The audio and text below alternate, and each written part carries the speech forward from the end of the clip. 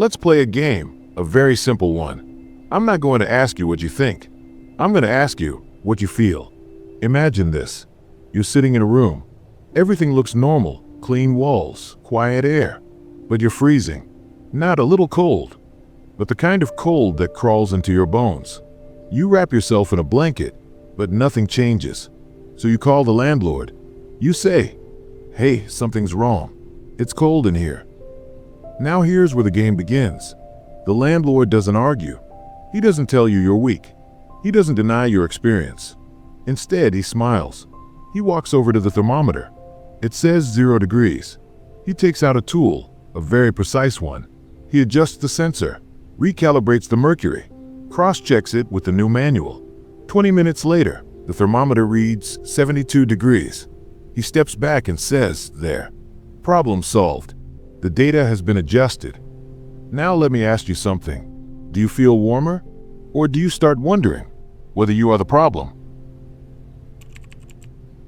Let's look at a timeline. I want you to look at this purely as a data analyst. Don't look for intent, just look for outcomes. 1980, inflation hits 14%. It is a crisis.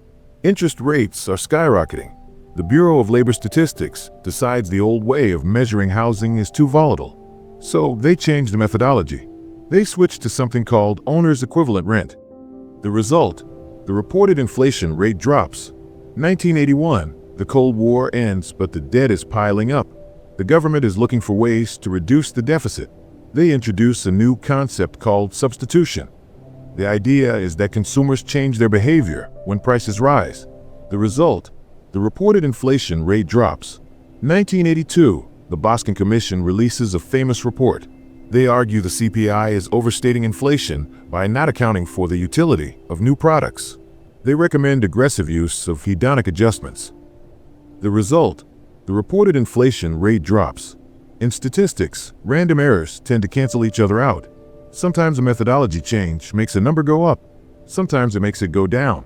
That is the nature of randomness. But here, over 40 years of revisions across different administrations, the arrow points in only one direction. Every single improvement to the math has resulted in a lower number. Is it possible that we just got lucky?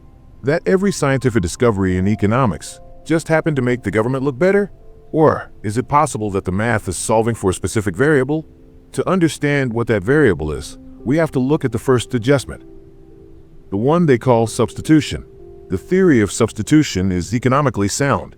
It says, if the price of steak rises 50%, a rational consumer will not keep buying steak.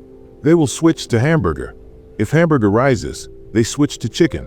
If chicken rises, they switch to pasta. The CPI measures the cost of your utility, the feeling of being full. Since pasta fills you up just like steak does, the CPI records this transition not as a crisis, but as price stability. Technically, the index is correct. You are spending the same amount of money. But humanly, something has been lost. They aren't measuring the cost of maintaining your standard of living. They are measuring the cost of a downgraded life. The data says you are holding the line, but the reality is that you are retreating. You are adjusting your life to fit a shrinking box, and the government is measuring the box, not the space you lost. But let's be fair. It's not just about downgrading. It's about upgrading. Welcome to the era of hedonic quality adjustment. This is the most optimistic part of the economic manual. It argues that price is not just about money, it's about pleasure. It's about utility. Look at this laptop. 10 years ago, a standard laptop cost $1,000. Today, this beautiful machine also costs $1,000. On the surface, it looks like zero inflation, but the Bureau of Labor Statistics looks deeper. They see that this new machine has a processor that is 50 times faster. It has a retina display. It has better battery life. So they do the math. They say, you are getting 50 times more computer for your money. Therefore, the price of computing utility hasn't stayed flat. It has crashed. It has collapsed by 90% or more. And this logic applies to everything. Your car costs $40,000, which is $5,000 more than last year. No, it doesn't. It has a new backup camera and safer airbags. That utility is worth $3,000. So the price really only went up $2,000. Isn't that wonderful? You are living in a deflationary paradise. You are drowning in quality. swimming in pixels. Who cares if the rent is late? Look at the frame rate on that display. Who cares if you can't afford a family doctor? Your iPad has a medical app with a beautiful user interface. There's just one flaw in this paradise. When you go to the landlord to pay your rent, try handing him a laptop. Tell him, I know I don't have the cash, but this processor is 50 times faster than the one I had last year. He will evict you because you cannot pay for shelter with utility. You cannot eat resolution. You cannot retire on quality adjustments. The CPI measures utility, but you live in a world of cash flow. And this discrepancy, this gap between the adjusted price of a laptop and the nominal price of rent, is where the gaslighting happens. They are showing you a discount on a product you don't need, to distract you from a surcharge on a life you can't afford. This brings us to the elephant in the room, or rather, the ghost in the room, shelter. It makes up nearly 40% of the core CPI. It is the anchor of the entire inflation metric. If they get this number wrong, everything is wrong. So, how do they measure the price of a house? They don't. The CPI does not track home prices. Instead, they use owner's equivalent rent. The method is breathtakingly simple. They call homeowners on the phone and ask them a hypothetical question. If you were to rent out your home today, how much do you think you could get for it? It's a survey, a guess. And because it is a survey, it moves like molasses. In 2021 and 2022, the real-world data from Zillow and Redfin showed rents exploding by 15 to 20%. People were in bidding wars. Families were living in motels. But the official CPI shelter number? It showed a polite, steady 3% rise. Why? Why use a survey that lags reality by 18 months? If you ask an economist, they will talk about smoothing and avoiding volatility. But let's look at the structural consequence of this choice. If the CPI had used real-time home prices in 2021, inflation wouldn't have been reported at 7%. It would have been reported at 12 or 15%. And if inflation was officially 15%, what would interest rates have to be? They couldn't be near zero. They would have to be 10%, maybe higher. And if interest rates hit 12%, what happens to the bond market? What happens to the stock market? What happens to the $35 trillion national debt? The system cannot survive volatility in its most important metric. So, the metric is designed to sleep. The thermometer isn't broken. It's designed to have a delay. Because if it showed the real temperature in real time, the panic alone would burn the house down.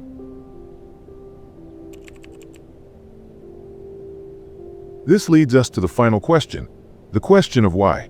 Why the substitution? Why the hedonics? Is it a conspiracy? Is it malice?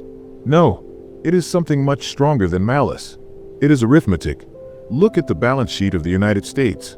Debt, over $35 trillion. Debt to GDP, over 120%. The last time the debt was this high was 1946. How do you pay off a debt that is larger than your entire economy? You have two options. Option 1, you pay it back honestly. You raise taxes, cut spending, and run a surplus for 50 years. Political reality says, impossible.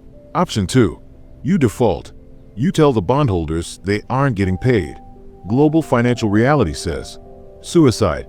So you are left with option 3, the option they used in the 1940s. Financial repression. The mechanism is simple. You keep interest rates lower than the real rate of inflation. If inflation is 10%, but you pay bondholders 4%, the real value of the debt shrinks by 6% every year. It's a liquidation engine. But for this engine to work, you need two things. 1, you need inflation to be high enough to erode the debt.